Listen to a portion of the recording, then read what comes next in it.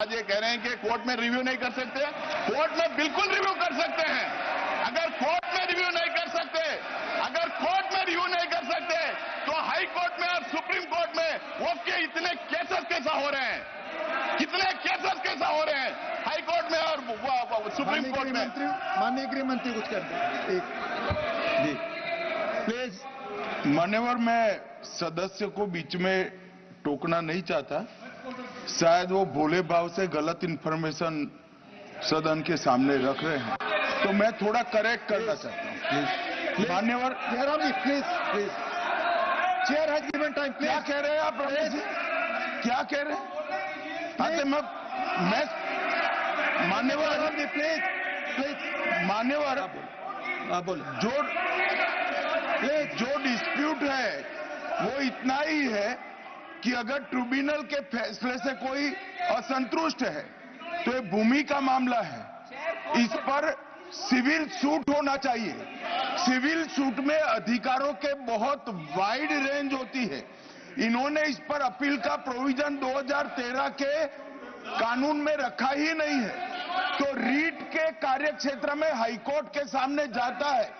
रीट का कार्य क्षेत्र बहुत संकरा होता है, तो जो ट्रिब्यूनल का फैसला होता है वो फाइनल होने के चांसेस 99% हो जाते हैं। जिनकी भूमि है इसका अधिकार जाता रहता है। मान्यवर, एक गलतफहमी फैला रहे हैं।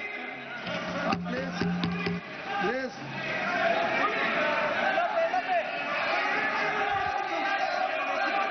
यस, आप ही को दे रहे हैं, आप सुनते नहीं। सर, आप ही को कह रहा हूं मैं। सॉरी, अब शुरू की।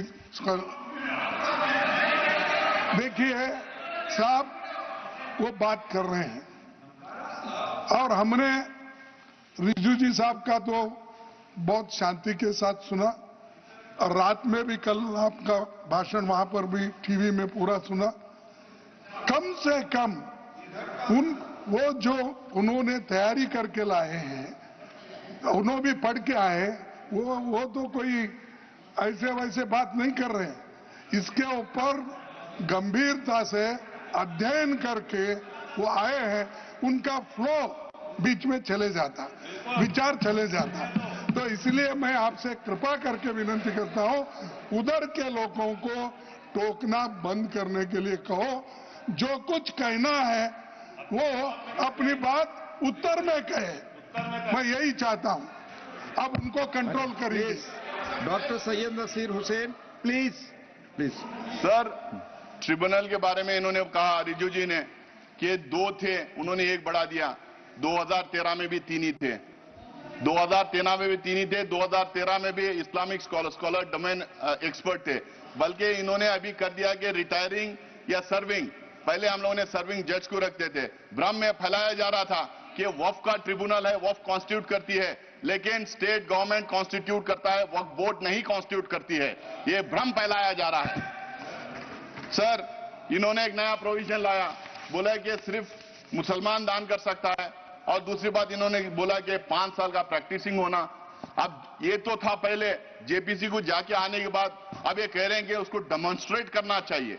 पहले तो प्रधानमंत्री कहते थे कि हम कपड़ों से पहचान लेते हैं, आप कैसा पहचानेंगे, हम कैसा डेमोन्स्ट्रेट करेंगे, कौन से कपड़े पहनना पड़ेगा, मैं टोपी पहन के जाऊं या दाढ़ी लगा के जाऊं, या कोई मेरे घर में सीसीटीवी कैमरा लगा के देखेगा मैं नमाज पढ़ रहा हूं या नहीं पढ़ रहा हूं, मस्जिदों में सीसीटीवी कैमरा लगाएगा, या और कोई तरीका होगा कि 5 साल प्रैक्टिसिंग मुस्लिम है या नहीं पता करने के लिए, या नहीं कोई।